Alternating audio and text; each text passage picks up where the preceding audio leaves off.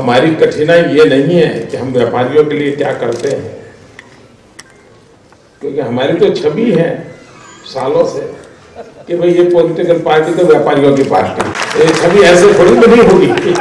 कानूनों का इतना जाल बिछा दिया गया है 60 साल में।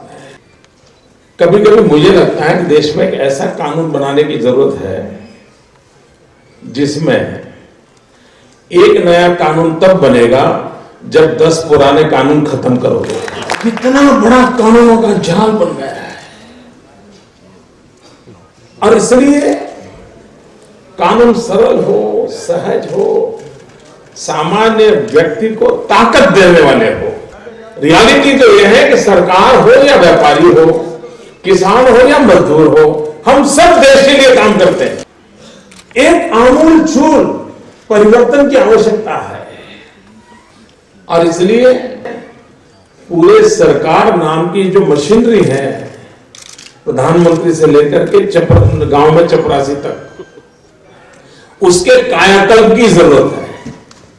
तो हमारे देश की आजादी को भी 65-67 साल हो गए हैं, तो ऐसा कायाकल्प करें कि जब भारत की आजादी के 75 साल हो जाएं तो फिर से एक बार हमारा देश नौजवान हो जाए। और ये कायाकल्प होगा, उसकी सारी आंतरिक व्यवस्थाओं को ऊर्जावान कैसे बनाया जाए, डिपार्टमेंट कितने बने कितने कम हो, वो अलग विषय है।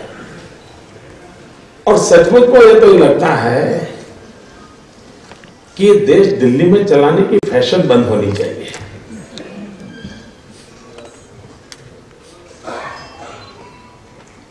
राज्यों की अपनी ताकत होती है, राज्यों पे भरोसा करना चाहिए, राज्यों को वहां की व्यवस्थाएं क्या है विकसित वैसे करनी चाहिए। हमारे पूर्वजों की कमाल देखिए साहब, उनकी अर्थनीतियां कैसी होती थी, समाज नीतियां कैसी होती थी, और जीवन को ताकत कैसे मिलती थी। यानी विश्व में हमारी छवि बनाने का काम व्यापार के माध्यम से हुआ है, व्यापारियों के माध्यम से हुआ है, और उसमें बनी हुई ईमानदारी के माध्यम से हुआ। इस ताकत और हैसियत को जो जानता है, देश का गौरव करता है, वो हिंदुस्तान के आर्थिक व्यवस्था की ये रीढ़ की हड्डी है हमारी व्यापारी आनंद। व्यापार का पूरा दायरा एक बहुत बड़ी रीढ़ की हड्डी है, वो रुष्ट पुष्ट होगी तभी तो देश के शरीर का अर्थतंत्र चलेगा। और इसलिए हम कन्विंस हैं, हमें ये समझने की आवश्यकता नहीं, हम समझते हैं उसको हम सरल कैसे करें।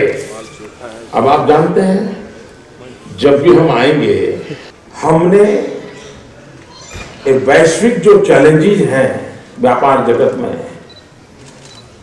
उससे डरने की जरूरत नहीं है दोस्त।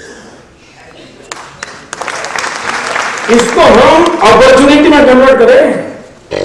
ये ऑनलाइन ये होगा तो हम मर जाएंगे, अरे क्या बात करते हो भाई, कैसे मर जाओगे? अगर वो 10 कदम आगे जाते तो हम 15 कदम आगे जाए। दुनिया को मालूम नहीं है कि हमारे पास क्या है, और इसलिए डरे बिना इस स्थिति का हम फायदा उठाएं। सरकार से आप ये मांग करिए कि हमारे व्यापारी की इस ग्लोबल चैलेंजेज आई है, उसको मिट करने के लिए हमारी कैपेबिलिटी कैसे बढ़े, ये उसको कहिए। पूरे यूरोप में जितने व्यापारी होंगे ना, उससे ज्यादा व्यापारी हमारे यहां एक राज्य में होते हैं, हिंदुस्तान में एक स्टेट में होते हैं। तो हम तो दुनिया को कब्जा कर सकते हैं जी। छोटा व्यापारी रोजी रोटी कहां से कमाएगा? छोटा व्यापारी रोजी रोटी तब कमाएगा जब सामान्य व्यक्ति की खरीद शक्ति बढ़ेगी। अगर सामान्य नागरिक की खरीद शक्ति नहीं बढ़ती है तो शादी में पहले 2000 रुपए का मान लेता था, अब 200 का लेगा, खरीद शक्ति उसकी कम हो गई है। और इस काम के लिए ओवरऑल देश की इकोनॉमी को बहुत बड़ी ताकत देने की जरूरत है, तभी सामान्य व्यक्ति की खरीद शक्ति बढ़ेगी। सामान्य व्यक्ति की खरीद शक्ति बढ़ेगी तो व्यापारी के पास सबसे पहला रुपया जाने वाला है, और तभी वहां से मैन्युफैक्चरर के पास जाने वाला है, और ये सब होगा तब सरकार की तिजोरी में आने वाला है। सरकार की तिजोरी लास्ट में है, सबसे पहले दरवाजे पर आप खड़े हैं, सबसे पहले दरवाजे पर व्यापारी खड़ा है, देश में पता नहीं क्यों सालों से सरकार को ऐसा लगता है कि बाकी सब चोर है।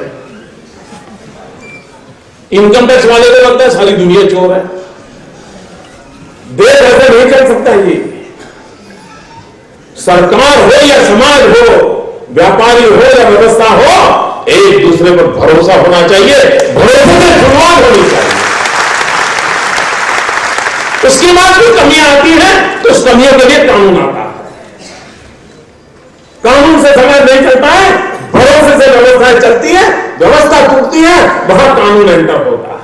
मुझे मेरा तजुर्बा रहा है, मुझे एक्सपीरियंस रहा है कई वर्षों तक शासन चलाने का, और इसलिए मैं विश्वास से कहता हूं भाइयों बहनों, कोई कारण नहीं है हमारा देश ऐसी दशा में जीने के लिए पैदा ही नहीं हुआ है। ये देश समृद्ध होने के लिए पैदा हुआ है, भव्य दिव्य बनने के लिए पैदा हुआ है।